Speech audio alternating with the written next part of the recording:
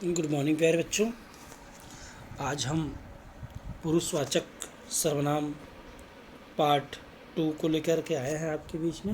आपने पार्ट 1 में सर्वनाम की परिभाषा और भेद के बारे में जान लिया था, तो जिसमें सर्वनाम का प्रथम जो भेद है वो है पुरुषवाचक सर्वनाम।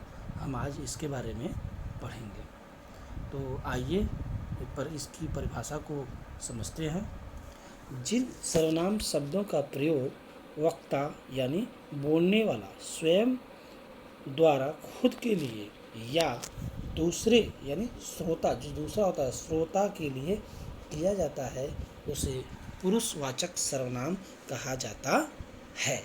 जैसे मैं, हम, यानी कोई भी वक्ता जब कहता है कि नहीं मैं हूँ आदि, तो वक्ता के द्वारा स्वयं के लिए गए उसको क्या कहते हैं? पुरुष सर्वनाम। इसी तरह से तुम और आप, ये सब अगर कहीं भी वाक्य में प्रयोग किए जाते हैं तो वहाँ पर पुरुषवाचक सर्वनाम होता है। इसी तरह से एक अन्य के लिए भी होता है, यह, वह, ये, वे। अभी हम इसके उदाहरणों के माध्यम से और अच्छा सा समझने का प्रयास करेंगे। जैसे देखिए उदाहरण है, मैं फिल्म देखना चाहता हूँ। यहाँ आप देखेंगे कि मैं एक तरह से अपनत्व का बोध हो रहा है। मैं यानी क्या नाम? पुरुषवाचक सर्वनाम। मैं यहाँ पर क्या है? पुरुषवाचक सर्वनाम है। इसी तरह तुम कब आओगे, यहाँ पर आप देखेंगे कि जो तुम होता है ये क्या है? पुरुषवाचक सर्वनाम है। अभी हम आपके सामने पुरुषवाचक सर्वनाम के भेदों को लेकर के आएंगे, जिससे आप और आसानी होगी समझने में। फिर एक और उदाहरण है, आजकल आप कहाँ रहते हैं। तो यहाँ जो आप शब्द है यह पुरुषवाचक सर्वनाम है। इसी तरह से वह बहुत अच्छा मित्र है, यहाँ पर वह जो है क्या है? पुरुषवाचक सर्वनाम है। अब हम पुरुषवाचक सर्वनाम के भेद के बारे में चर्चा करते हैं। पुरुषवाचक सर्वनाम के 3 भेद होते हैं। कौन कौन से? उत्तम पुरुष, मध्यम पुरुष और अन्य पुरुष। तो उत्तम पुरुष किसे कहते हैं, आइए जानें। जिस सर्वनाम शब्द का प्रयोग वक्ता स्वयं के लिए करता है, यानी अपने लिए करता है, उसको क्या कहते हैं? उत्तम पुरुष। जैसे मैं, हम, मेरा, मुझे आदि। उदाहरण जैसे एग्जाम्पल के तौर पर देखते हैं कि मैं भोजन करना चाहता हूँ। जैसे ये वर्ड कहने से क्या होता है? मैं भोजन करना चाहता हूँ यानी खुद, यानी स्वयं के लिए ये वर्ड आया है। कौन सा? मैं। तो यहाँ पर जो मैं शब्द है यह क्या उत्तम पुरुष होगा। इसी तरह से एक और उदाहरण है कि मेरा नाम राम है। तो यहाँ पर मेरा यानी स्वयं के द्वारा कहा जा रहा है। तो जो मेरा शब्द है ये कैसा सर्वनाम है? पुरुषवाचक सर्वनाम है, साथ साथ उत्तम पुरुष का सर्वनाम है। ठीक है बच्चों, आगे बढ़ते हैं। दूसरा है मध्यम पुरुष। देखते हैं इसको।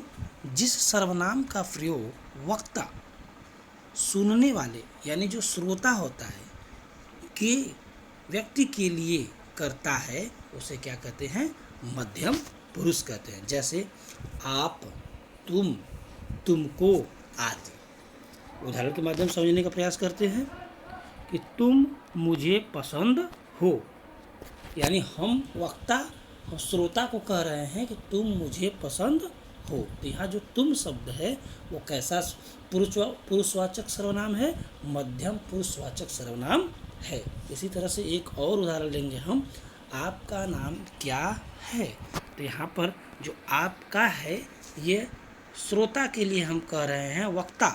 तो श्रोता जो है क्या हो जाएगा? मध्यम पुरुष में। तो यहाँ इसी तरह से आपका जो है ये क्या है? मध्यम पुरुषवाचक सर्वनाम है। ठीक है बच्चों, आगे बढ़ते हैं। तीसरा है अन्य पुरुष, यानी जो पुरुषवाचक के सर्वनाम के 3 भेद हैं उसमें वो तीसरा है अन्य पुरुष। जिस सर्वनाम का प्रयोग वक्ता किसी अन्य के लिए यानी श्रोता के लिए भी नहीं और अपने लिए भी नहीं, किसी अन्य के लिए करता है, उसे अन्य पुरुष कहते हैं। जैसे यह, वह, ये, वे इत्यादि। उदाहरण के माध्यम से समझने का प्रयास करेंगे बच्चों। जैसे लिखा है कि वह क्रिकेट अच्छा खेलता है। वह, इसमें यह नहीं पता चल रहा है कि मैं हूँ कि तुम हो कि आप हैं, इसमें ये नहीं पता चल रहा है। इसमें कोई लगता अन्य है, कोई वह में कोई भी, वह माने कोई, राम श्याम काम कौन सा, कोई भी खेल रहा है, अच्छा खेल रहा है। ठीक, इसी तरह से एक और उदाहरण समझेंगे। यह गाय है। यहाँ पर देखेंगे, इस ये नहीं समझ में आ रहा है कि तुम गाय हो, मैं गाय हूँ, ऐसा नहीं कहा गया है। यह गाय है, तो यानी यह काली गाय है कि कैसी गाय है, ये नहीं कहा गया। इसलिए यहाँ पर जो यह शब्द है अन्य पुरुष का है। ठीक है बच्चों, आप इसको अच्छे से जैसे मैं लिखा हूँ लिख लीजिएगा। मैं इसका PDF भी दे दूँगा। और नेक्स्ट वीडियो सर्वनाम का पार्ट 3 का आएगा, जो होगा इसके अन्य भेद जो बताए गए हैं। जो सर्वनाम के 6 भेद, अभी ये सर्वनाम का पहला भेद है। अभी आप ये सर्वनाम के 5 भेद और शेष हैं। ठीक है, इनको हम चर्चा करेंगे। वीडियो अच्छा लगा हो बच्चों तो शेयर करिएगा, लाइक करिएगा। वीडियो सुनने के लिए बहुत बहुत धन्यवाद।